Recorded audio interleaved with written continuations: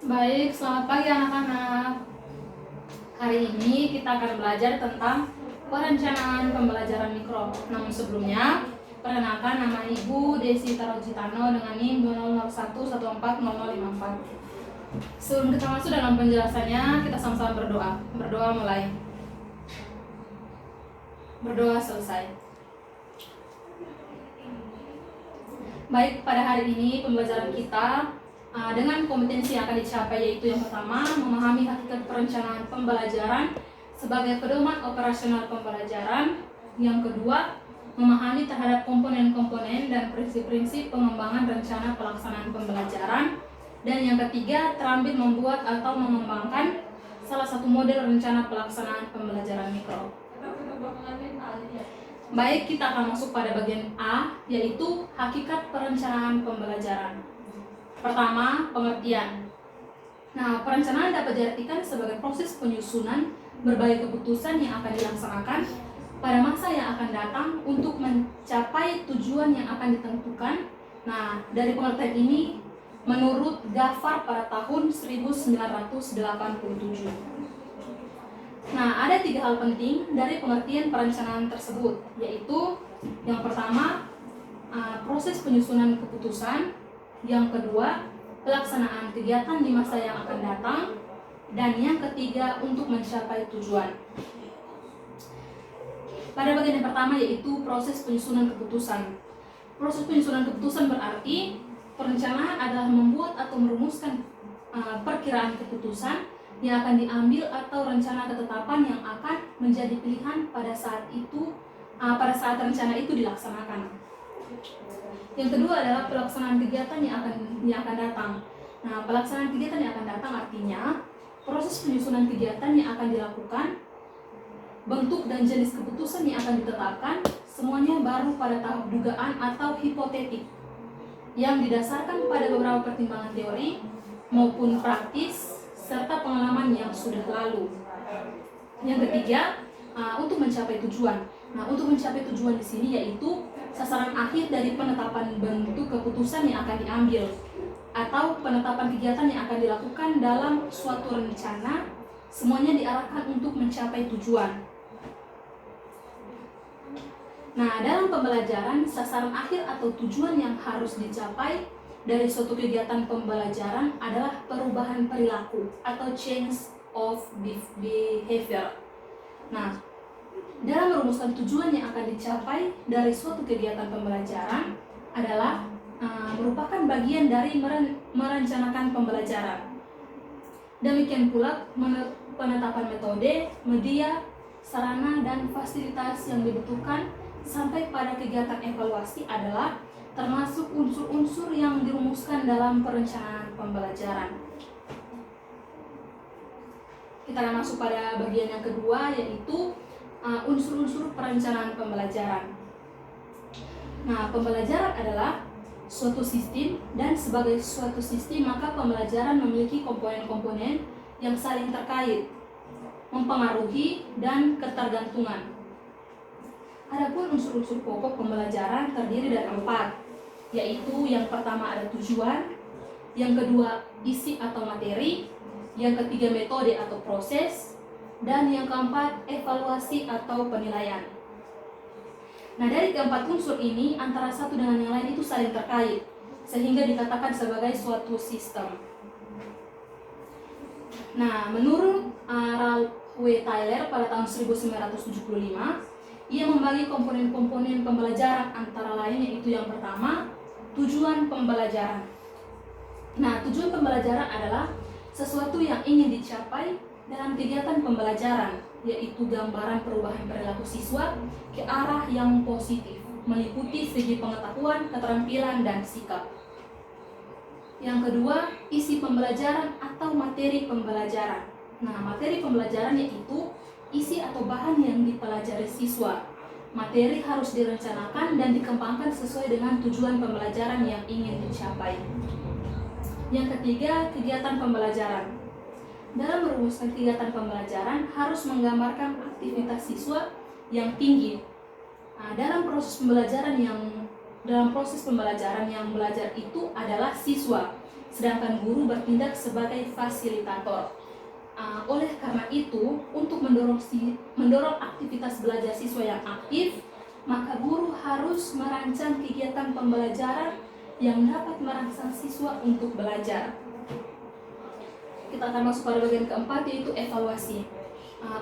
Unsur keempat dalam perencanaan pembelajaran yaitu mengembangkan rencana penilaian atau evaluasi pembelajaran.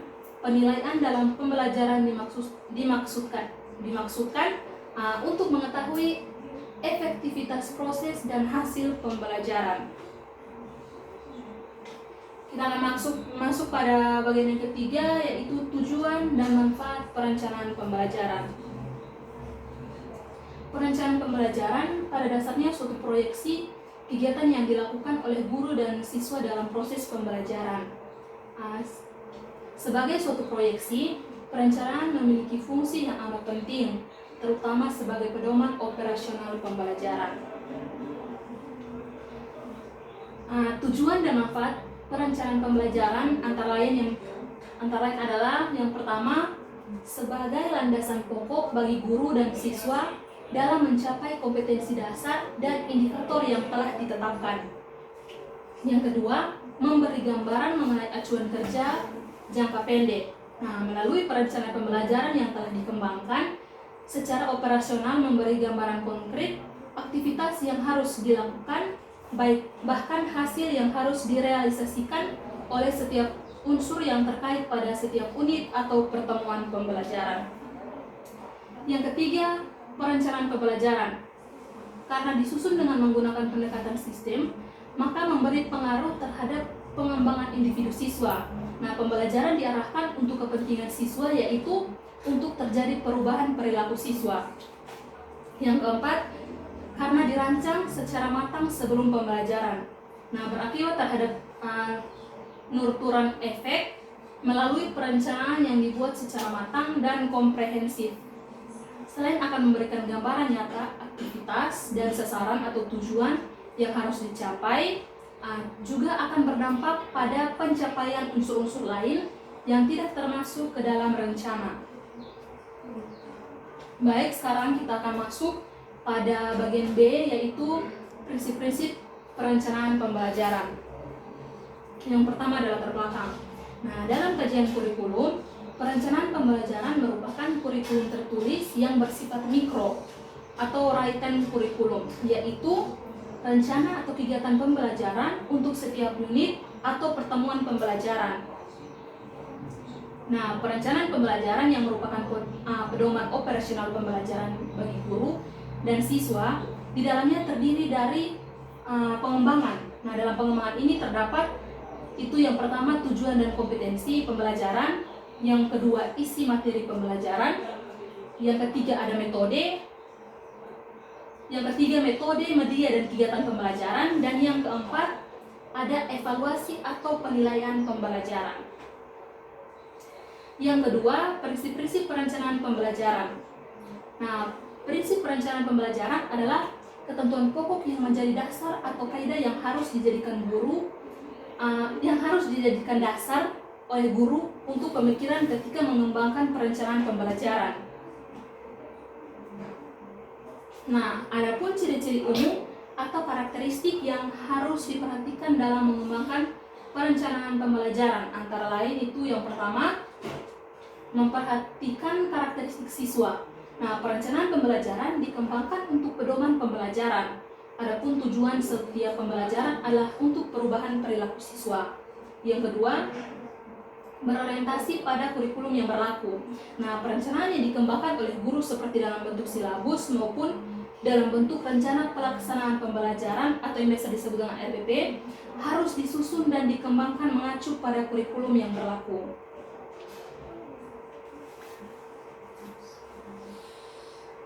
Yang kelima, perencanaan pembelajaran harus bersifat fleksibel, yaitu bersifat luas agar memungkinkan dilakukan penyesuaian disesuaikan dengan situasi dan kondisi yang berkembang. Yang keenam, berdasarkan pendekatan sistem, artinya setiap unsur perencanaan pembelajaran yang dikembangkan harus merupakan satu kesatuan yang utuh. terpadu, saling mempengaruhi, dan memiliki ketergantungan. Baik, kita akan masuk dalam prinsip dalam mengembangkan RPP atau disebut dengan rancangan pelaksanaan pembelajaran. Itu terdapat beberapa bagian, yaitu yang pertama spesifik, yang kedua operasional, yang ketiga sistematis, dan yang keempat jangka pendek. Kita akan masuk pada bagian C, yaitu model perencanaan pembelajaran. Pertama, pendahuluan. Pengembangan perencanaan pembelajaran pada dasarnya adalah mengembangkan setiap komponen pembelajaran, memproyeksikan harapan yang harus dicapai, kegiatan yang akan dilakukan, sarana dan fasilitas yang dibutuhkan, serta proyeksi penilaian yang akan diterapkan. Nah, dengan demikian, intinya perencanaan pembelajaran mengembangkan atau memproyeksikan dalam beberapa. Yang pertama, tujuan atau kompetensi yang dicapai. Yang kedua, pengembangan isi atau materi pembelajaran. Yang ketiga, pengembangan metode dan media serta sumber pembelajaran lainnya. Dan D, bagian keempat, pengembangan alat penilaian. Dalam peraturan pemerintah nomor 19 tahun 2005 tentang standar nasional pendidikan, dijelaskan setiap satuan pendidikan melakukan proses perencanaan pembelajaran, pelaksanaan proses pembelajaran, penilaian hasil pembelajaran, dan pengawasan proses pembelajaran untuk terlaksananya proses pembelajaran yang efektif dan efisien. Di sini terdapat pada bab 4 pasal 19 ayat 3. Yang kedua, langkah-langkah pengembangan rencana pelaksanaan pembelajaran atau disebut dengan RPP. Nah, tahap-tahap kegiatan pengembangan rencana pelaksanaan pembelajaran adalah merupakan proses atau prosedur kerja yang harus dilakukan oleh calon atau yang sudah menyandang profesi guru ketika perencanaan pembelajaran. Nah, sekian pembelajaran kita pada hari ini. Ibu ucapkan terima kasih, dan sebelumnya kita akan tutup dengan doa. Berdoa selesai. Terima kasih.